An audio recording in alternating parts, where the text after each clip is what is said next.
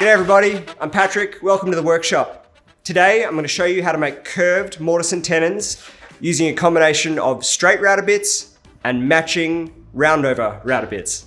I love putting through tenons in my work. I like being able to see timber going through timber, and sometimes I want those through tenons to be curved instead of straight. I really like using straight bits, router bits, to do this. I've done plenty of videos showing this technique and I'll demonstrate some of it here. Usually, you'll use a template and you'll create a little rounded mortise using a router bit, and then you'll square out those corners using a chisel, and that gives you a nice square exposed mortise and tenon. But if you leave your mortise rounded with the radius that you're getting from your straight bit, you can then match that radius with a roundover bit on your tenon and get incredible curved edges, soft through mortise and tenons. I have 3 examples here in 3 different sizes, and I'll show you how I made them as we go through the process. This weird little object is just a demonstration. It's not a piece of furniture. It was the quickest way for me to show you these techniques, so I know it looks a little odd. But this combination here is a 1/2 inch straight bit, a little mortising bit, and a 1/2 inch roundover bit. So these are 12.6 or 12.7 millimeters in diameter each. And that has created these lovely, tight little mortise and tenons here. I'll just spray some metho on them so you can see them a bit better. So you can use these for through tenons or whatever else you can imagine. You can do a similar thing with a half lap where they're actually exposed on one side.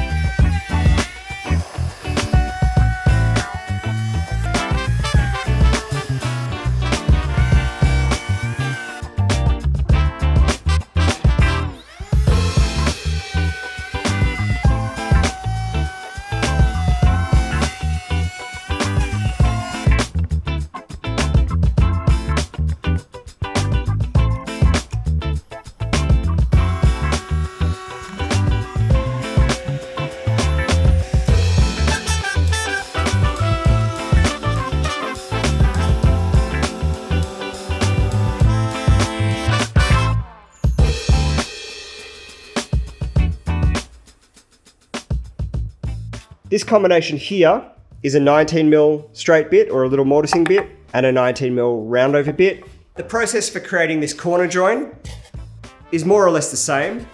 We mark it out.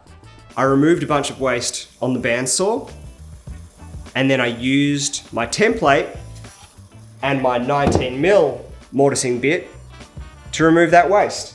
This jig is from a previous piece of furniture. I had it lying around, which is why this thing exists.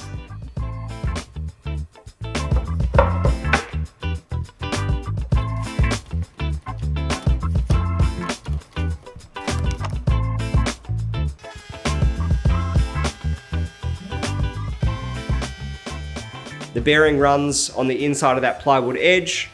And again, we're left with a rounded mortise because the router bit is round and the bearing is round and it can't cut square into the corner.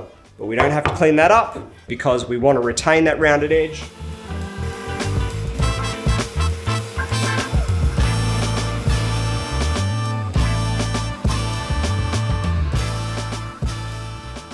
And then we just take our stock that's been thicknessed to the same width as that mortise.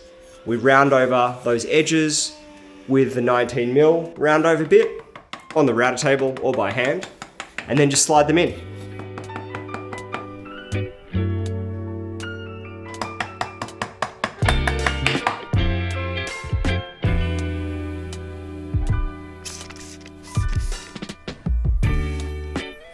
Beautiful tight joinery. I really love seeing the grain work together like that. These aren't even glued in, they're just held in place right now. This video is not about these particular joins, whether you like them, whether you think they're strong enough. It's about the technique and how you can apply that to your creative work.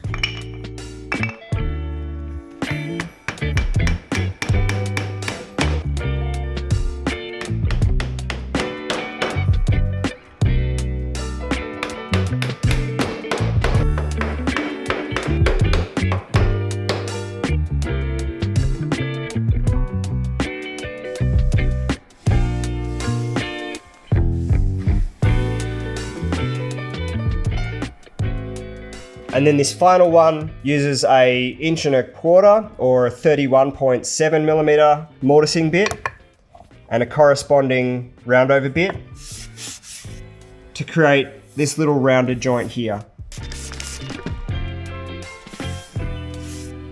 For this final piece, I really just held this mortise section on the fence on the router table and moved it back and forth to get that width because it's an open mortise or rebate, I guess. And then I cut my tenon the same width and rounded over the corners with the corresponding roundover bit, which is this nice big one here. So that's a lovely join. It's so much nicer than a butt join. It's stronger. It's really simple to make. You could put that on a bed frame or on a table or anything you like. There are so many ways that I have used this type of joinery in my work. I'm actually making a really large shelving system right now that uses curved vertical components going through curved holes. These are the curved holes in blackwood, and there'll be curved vertical battens that go through those holes. As long as you've matched up the radius of your straight router bit and your roundover bit, you're gonna get great results. If you've set it up correctly so that you're not cutting too deep, those radiuses just match perfectly and you get beautiful gap-free joinery without having to cut a whole bunch of stuff by hand or make your own custom rounded templates.